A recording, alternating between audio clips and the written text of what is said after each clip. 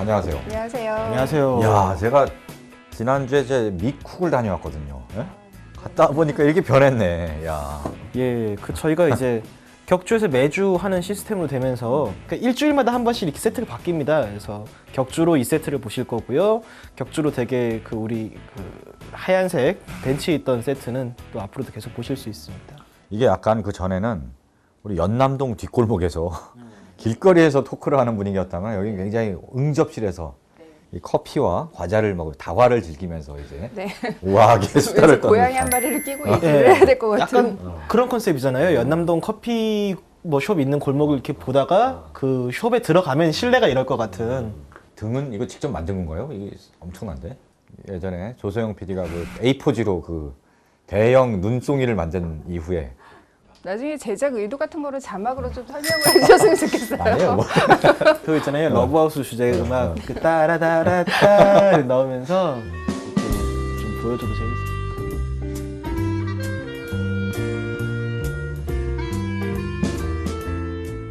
네, 저희가 위클리로 바뀐다고 하니까 축하 댓글을 되게 많이 달아주셨어요. 물론 이제 경품을 내걸어서 그런 것도 야, 이 있지만 역시 우리는 경품을 내건다고 이 평소 잘 안 달던 분이 열심히 달겠어 했는데 이게 많이 다르군요. 저희를 향한 여러분의 마음이 이 정도였나요?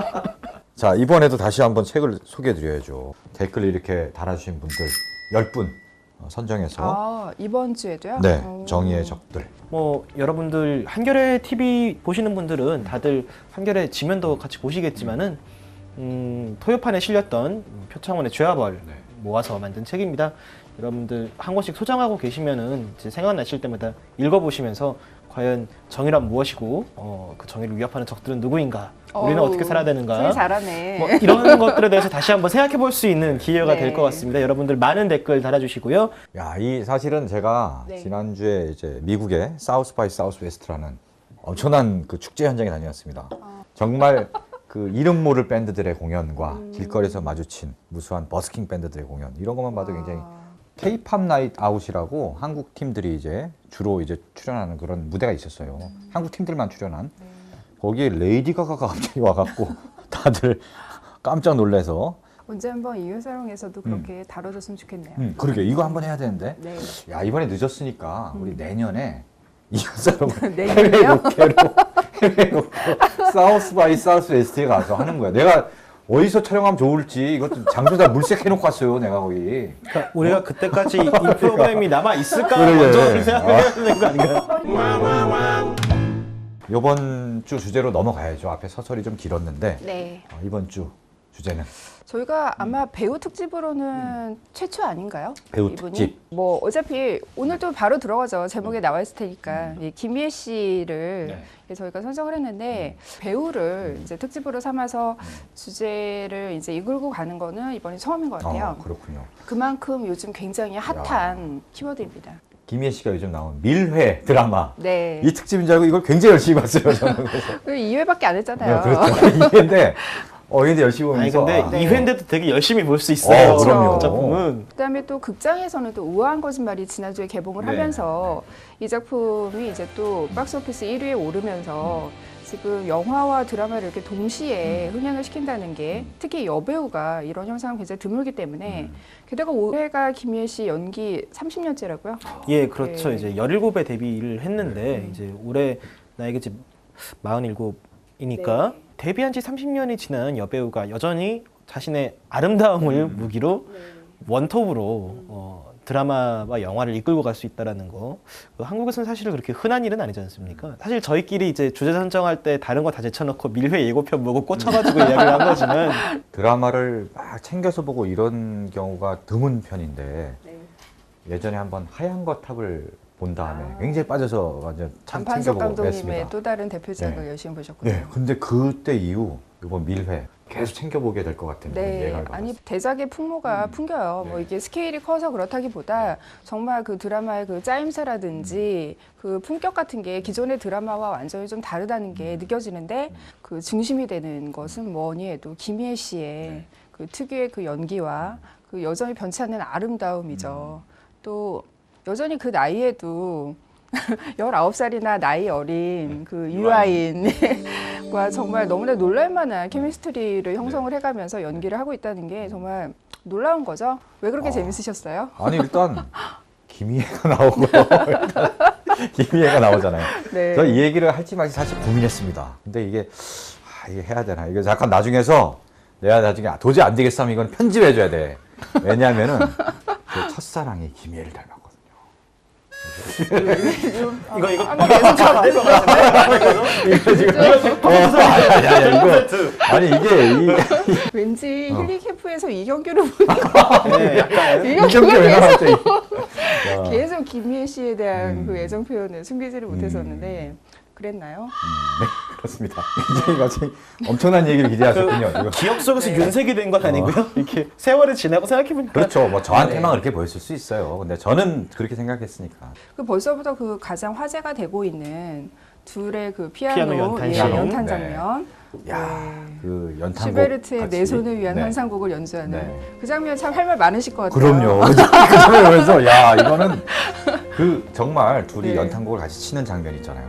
칠 때 그 표정과 몸짓, 네, 치고 연주를 마친 다음에 어떤 그 분위기. 네. 이건 노렸죠. 둘이 완전히 그냥 네. 뭐 약간 잠자리를 같이 한 듯한 약간 아, 그런 그럼요. 느낌이에요. 야, 그냥 그 장면은 대놓고 섹스씬이었죠. 네, 생각해 그렇죠. 보면은 네. 이 드라마가 왜 19금이 아닌지 모르겠어요.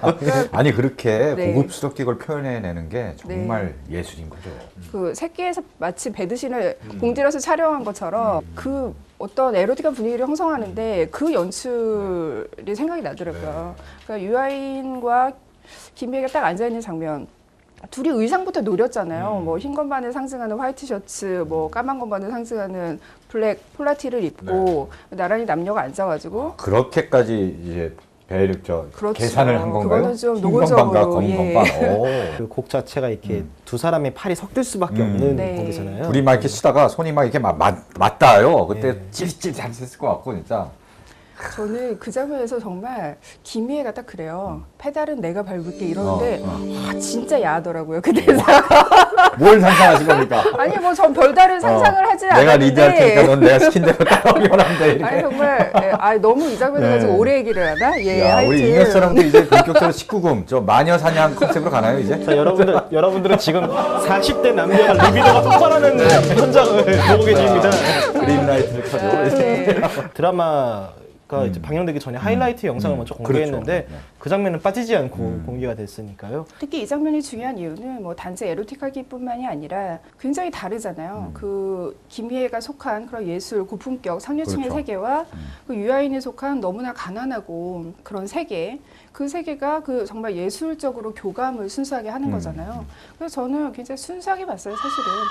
저도 뭐 아까 초대형도 야하다면서요? 아니 야한 것도 그래서 야하다면서. 야한 것도 순수할 수 있어요. 왜 야한 거는 순수하지 않다고 그런 거지 이거. 뭐 제가 뭐 야한 걸 더럽다 그랬나요? 네. 네, 하여튼 지금 참- 여기 초록불이 들어왔는데 여기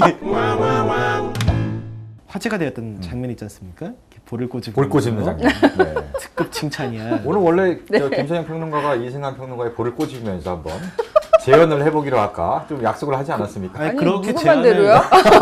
그렇게 제안을 우리가 했었었는데 아, 뺨의 질감이 다를 예. 텐데 어떻게 그 대사가 나오겠어요? 이렇게 유아인을 네. 생각하면서 해도 잘 네. 모자란데 제 얼굴이 있다라는 거에 굉장히 네. 심기가 불편하셔. 내 동생 천지가 죽었다. 엄마야말로 오바 좀 하지 마. 그냥 하던 대로 하자. 당신은 평생 내 얼굴 보면서 살아봐. 다들 천지한테 왜 그랬냐고! 무한 거짓말 같은 경우는 저는 김희애가 굉장히 그 이런 40대 여배우 중에서 독보적인 그 특징을 가지고 있는 게 엄마이면서 동시에 여자일 수 있는 유일한 배우가 김희애인 것 같아요. 엄마로서의 삶도 있고 이 개인 캐릭터로서의 삶도 있고 자기가 이런 거대한 환난을 맞이했을 때 어떻게 살아남는가, 자기의 어깨에 이 짊어져 있는 어떤 무게감, 피로 같은 것들을 어떻게 하면 잘 이겨낼 수 있는가, 이런 것들이 굉장히 결이 디테일하게 잘 그 살아있는 연기를 선보였습니다 이번에. 이 이전에 했던 영화가 그 101번째 프로포즈였지 않습니까? 그 네. 김희애 씨가 90년대 초반이었고 그거 무려 야, 20년 만에. 그렇게 그동안 영화를 굉장히 오랜만에 찍은 거네요. 네, 그렇죠. 20년 만에 복귀였어요 스크린은. 그러니까 사실 뭐 딱히 영화를 피했다기보다는 TV 쪽에 계속 일이 끊이지 않고 있었기 때문에 약간 김혜 씨 연기는 스크린용 연기라기보다는 텔레비전용 연기에 가깝다라는 이야기들을 많이 하잖아요. 네. 그래서 거기 보면은 사실 나오는 배우들이 다 연기하는 질감이 조금씩 다르거든요. 모아놓으면은 그게 근사한 앙상블이 돼서 나오는 걸 보면서 어느 정도 클래스에 오르면은 어떤 플랫폼에서 연기를 하는가 어떤 플랫폼의 차이는 되게 미미해지는구나라는 걸 좀 느낄 수가 있었습니다. 우아한 거짓말 같은 경우에는 이제 마트 시식 코너에서 일을 하는 그런 노동자예요. 아, 그렇군요. 예, 그래서 김희애 씨가 그런 약간 네. 그런 좀 험불한 역으로 나온 적이 별로 없었던 것 네, 같아요. 되게 오랜만이죠. 우리가 이때까지 이 사람이 맡아온 배역이 이렇기 때문에 이 사람이 이렇게 우아해 보이는 거야라고 착각을 했다면은 사실 이 작품은 아니 사실 그거는 김희애라는 배우가 가진 고유의 자산이고 이 사람의 색깔이다라는 걸 증명한 작품이 되겠습니다. 뱃속에서 난 자식 보내놓고 곱빼기로 국수 처먹고 안 그때 생각하니까 어이가 없는데. 우아한 거짓말에서도 딸을 잃었지만 그 삶을 묵묵히 견디려는 그런 태도들이 그 특유의 절제된 잘 조율된 그 감정 연기에 묻어나서 감정을 발산하는 대목에서도 엄청나게 소리를 지른다거나 모욕을 한다거나 이런 식으로 폭발하는 부분들은 이렇게 많지가 않아요. 그러니까 그거를 아껴놨다가 아주 절제된 형식으로 딱 이렇게 터트리고 다시 맞아요. 또 이렇게 수렴해서 네. 어떤 강인하고 우아하게 일상으로 다시 복귀하는 이런 식의 어떤 연기들이 작품의 밀도를 굉장히 단단하게 만들어줍니다. 그러니까 공기 자체가 이렇게 화면 자체가 굉장히 탄탄해지는 거죠.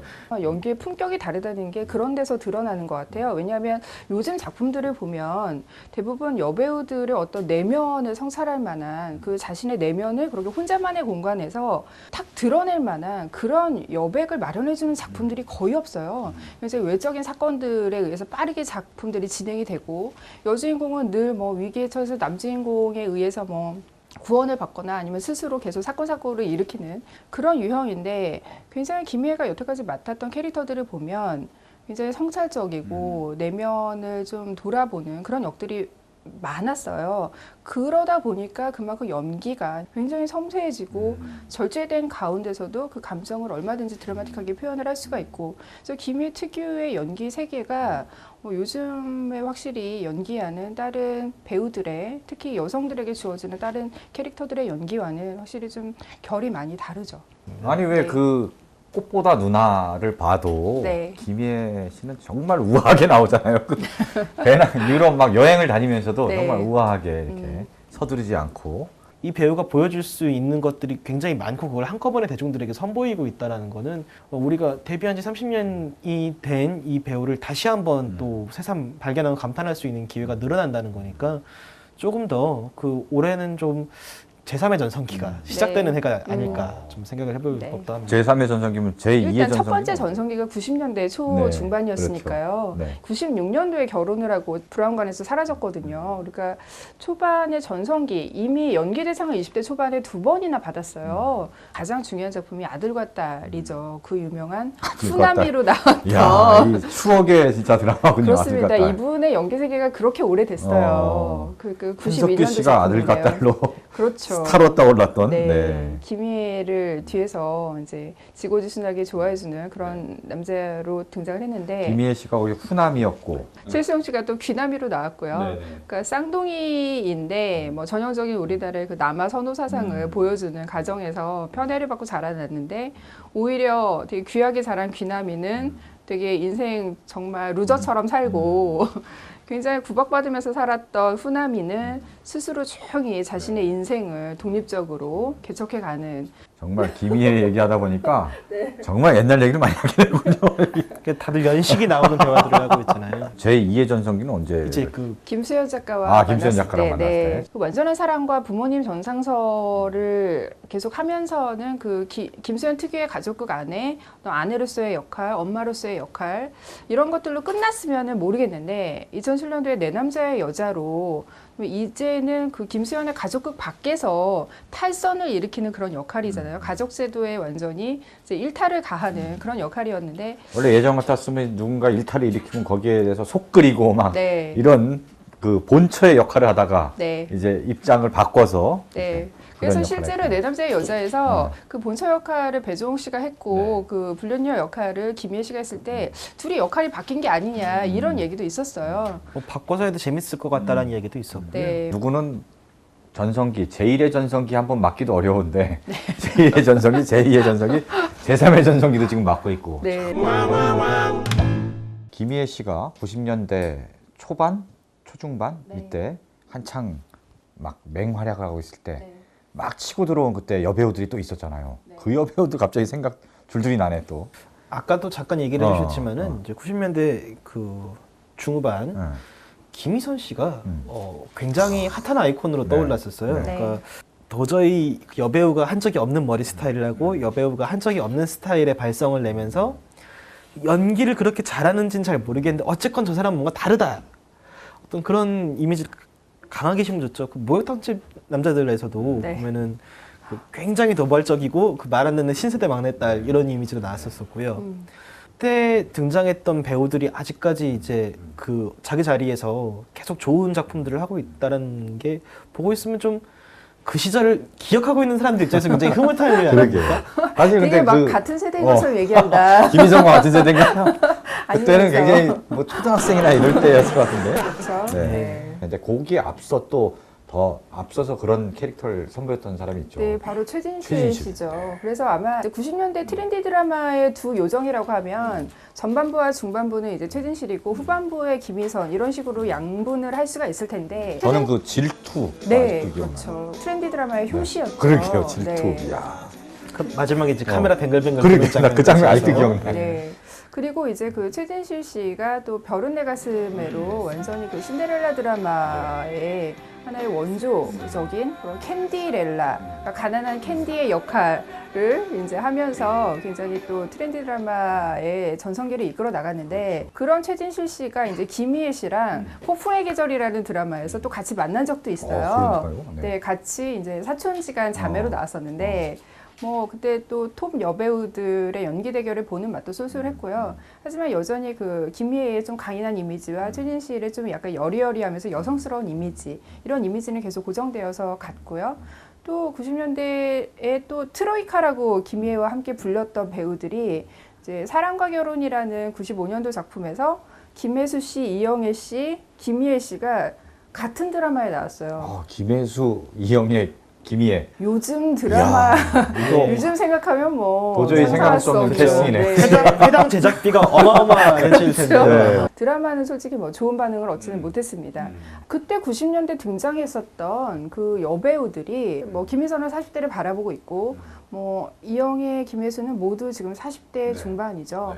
한 번도 동력을 잃지 않고 그리고 인기를 유지해갈 수 있는 비결 놀라운 것 같아요. 그 세대의 어떤 축복이랄까요? 90년대 드라마의 축복이라고 그러게요. 할까요? 여배우 특집처럼 여배우 이름들이 줄줄이 나오네. 신인기도 나오고. 이런 현상이 네. 왜 일어나는 거냐면요. 어. 그러니까 아까 김희애 필모에서 80년대 얘기를 잠깐 했지만 네네. 그때까지만 해도 여성 캐릭터들은 정말 그런 가족극 안에서 지고지순하고 전통적인 여성상이었는데 이게 한정돼 있었군요. 그렇죠. 80년대에는. 90년대에 바로 그 신세대 문화가 폭발을 하면서 그 신세대를 대변하는 장르인 트렌디 드라마가 등장을 하고 여러 가지 장르 드라마들이 등장을 하면서 여성들이 연기할 수 있는 캐릭터가 다양해진 거예요. 그럼으로써 이제 다양한 여배우들의 연기 포텐이 터지면서 그때 두각을 나타냈던 그 여배우들이 아직까지도 정상을 유지하고 있는 거죠. 옛날만 하더라도 한국 여배우들은 나이가 30대가 넘어가기 시작하면은 그때부터 이제 젊은 역할을 잘 안 주구나. 맞아요. 그리고 결혼을 하고 나면은 당연히 연기를 쉰다거나 인기가 떨어지는 게 굉장히 당연한 일처럼 여겨졌었거든요. 그래서 일부러 결혼한 걸 숨기거나 뭐 연애를 그렇죠. 해도 쉬쉬하고. 네. 사실 이렇게 변화가 올 수 있었던 건 우리 사회 여성에 대한 인식도 많이 바뀌었지만은 김희애 씨와 그 트로이카였던 선배 배우들이 앞에서 좋은 길을 닦아놨기 때문에 그 뒤를 이제 후배 배우들이 조금 더 편하게 갈 수 있는 게 아닌가라는 생각을 좀. 이제 TV 드라마를 보는 주요 시청자층이 네. 젊은 시청자들이 많아서 그들의 사랑 얘기, 그들의 일상을 이렇게 쫓는 소재로 한 드라마 많았는데 네. 요즘은 기본적으로 젊은 사람들이 TV를 안 본다는 거예요. 드라마를 특히. 미드를 보죠. 미드를 보고. 네. 그러니까 이 한국 드라마를 보는 사람들이 주로 40대 이상, 네. 그래서 주로 결혼한 사람들 주로. 그러니까 이런 사람들에게 다가가는 소재를 찾다 보니까 네. 이제 뭐 결혼 이후에 뭐 불륜을 한다든지, 네. 뭐 서로 싸우고 뭐 이혼하고 다시 재결합하고 그렇죠. 이런 소재들이 많아지고 네. 그러다 보니까 그런 약간 어느 정도 나이가 있는 여배우들이 주연으로서 계속 좋은 활약을 할 수 있게 된 바탕이 됐다는 거죠. 남자 배우 층에서도 사실은 똑같아요. 여전히 40대인 배용준, 장동건 뭐 이런 배우들이 여전히 탑스타의 지위를 유지를 하고 있었잖아요. 뭐 이정재도 그렇고 정우성도 그렇고. 근데 그것이 이제 한 2, 3년 전부터는 20대 남자 배우들이 점점 치고 올라오면서 서서히 세대 교체가 일어나고 있어요. 20대 뭐 김수현이라든지 이종석, 김우빈, 뭐 송중기, 그렇죠. 최근에 특히. 예, 유아인도 그렇고 이런 남배우들이 이제 세대 교체를 이뤄내고 있는데 여성층에서는 20대 여배우층에서 그 40대 여배우를 대체할 만한 어떤 아우라와 연기력을 갖춘 여배우들이 찾아보기 힘들거든요. 좀 많이 나왔으면 좋겠어요. 최근에 네. 눈에 띄는 여배우가 네, 차세대 유망주로 불리는 뭐 층이 굉장히 얇아요. 뭐 박신혜, 고아라, 뭐 박보영, 문근영, 뭐 이게 다 한호주. 주로 아역 출신들이 주로 많이 거론되는군요. 네. 여성 연기자 같은 경우는 지금 10대 쪽에 그 굉장한 유망주들이 이렇게 우르르 몰려 있어요. 그러니까 고화성 씨 같은 경우는 20대가 됐습니다만 뭐 거기에 이제 김양기 씨도 그렇고 김유정 씨가 나오거든요. 이 사람들이 10년 뒤에 어떤 연기를 선보일까도 사실은 굉장한 관전 포인트가 되지 않을까. 그러겠네요. 돌고 돌아서 네. 처음에 시작했던 밀회로 돌아가 보자면은 예. 앞으로 관심사는 이제 김희애와 네. 유아인의 어떤 애정씬, 그렇죠. 러브씬이 예. 얼마나 이제 강도 높고 또 네. 아름답게 그려질 것인가. 근데 굉장히 좀 비극적인 그런 운명을 깔고 있는 것이 사실 1위회를 벌써 봤지만 그 유아인과 김희애가 그 연탄곡 연주 장면에서도 그 슈베르트 곡을 사용을 하고요. 또 유아인이 앞으로 그 입시를 준비를 할 때 준비한 곡이 슈베르트의 그 방랑자원상곡이라고 얘기를 해요. 그러니까 슈베르트가 사실은 굉장히 불행한 천재라고 불리잖아요. 굉장히 젊고 가난한 삶을 살다가 독신으로 요절을 했던 그런 천재였는데 그런 불행한 삶에 그 유아인이 연기하는 선재라는 캐릭터에 조금 투영이 돼서 좀 비극적인 삶을 슈베르트의 곡을 선곡한 것 자체가 네, 그런 어떤 의미가 유아인의 조금, 어떤 그 예. 삶을 암시한 거다. 네, 김희애와 유아인의 사랑은 그 음대에서 일어나는 여러 가지 그 입시비리라든지 굉장히 추악한 그런 스캔들을 덮으려는 그런 용도로 이것이 또 하나의 추악한 스캔들로 불거지기 때문에 네, 그렇군요. 굉장히 쉽게 가지 않습니다. 정성주 작가는 그 멜로, 치정 멜로라는 어떤 틀을 사용을 해서 한국 사회의 그 중산층의 굉장히 속물적인 욕망, 위선 이런 것들을 굉장히 리얼하게 해부를 하고 있기 때문에 그 안을 들어가면 우리가 정말 감추고 싶은 치부들이 낱낱이 드러나면서 나중에는 드라마를 보는 것 자체가 굉장히 고통스러운 지점이 있어요. 네. 자, 그럼 오늘 또 즐거웠고요. 이번에 이제 다음 주에 바로 또 만나죠. 네, 그렇죠. 다음 주에 어떤 주제로 또 재밌게 얘기를 나눌지. 본격적으로 그러네요. 네. 다음 주에도 만나요. 기대하면서. 엔딩곡 없으신가요? 엔딩곡. 네. 미래에 포커스를 맞춘 엔딩곡을 준비했어요. 자, 초급과 중급이 있습니다. 고급은 미처 준비를 못했고. 네. 초급은 네. 굉장히 안일한 선곡. 빌리 조엘의 피아노맨. 굉장히 안일한 선곡. 빌리 조엘의 피아노맨을 준비했고요. 이런 반응이 나올 것 아, 이건 같아서. 초급도 아니야, 이거는. 아니 사실 제가 녹화 시간 늦었지 않습니까? 근데 피아노맨을 들고 가면 분명히 엄청난 비웃음을 할 이게 것이다. 무슨 초급이야, 이거 유아용이야, 유아용. 이거 말고 뭔가 다른 대안을 준비해야 된다고 해서 대안을 찾느라 좀 늦은 거예요. 네, 그래서 대안이 뭐죠? 네, 대안은 뮤즈의 유나이티드 스테이츠 오브 유라시아라는 곡이 있습니다. 어떻게 연결이 되나요? 미래랑? 연결은요. 이것도 단순해요. 따지고 보면 피아노 때문에 연결. 이게 이제 매튜 벨라미가 이제 원래 보컬이면서 기타리스트인데 이 곡에서는 피아노를 칩니다. 피아노를 공연에서 실제로 그랜드 피아노를 가운데 갖다 놓고 치면서 노래를 하는데 처음에 피아노 전주로 시작해서 이제 아름다운 노래가 흐르다가 한 중반 이후에는요 거의 노래가 이제 매튜 벨라미의 피아노 솔로로 연결돼요. 그 다음에 거기서 이제 쇼팽의 녹턴을 연주해요. 그래서 거의 그 녹턴을 연주하면서 끝나요, 그냥. 굉장히 아름다워요. 그래서 유라시아의 어떤 왕국을 꿈꾸는 이런 노래를 엔딩곡으로 준비했습니다. 네, 그럼 다음 주에 또 재밌는 얘기로 만나 뵙기로 하고요. 오늘은 여기서 이만 인사드리겠습니다. 자, 다음 주에 또 뵙겠습니다. 네. 수고하셨습니다.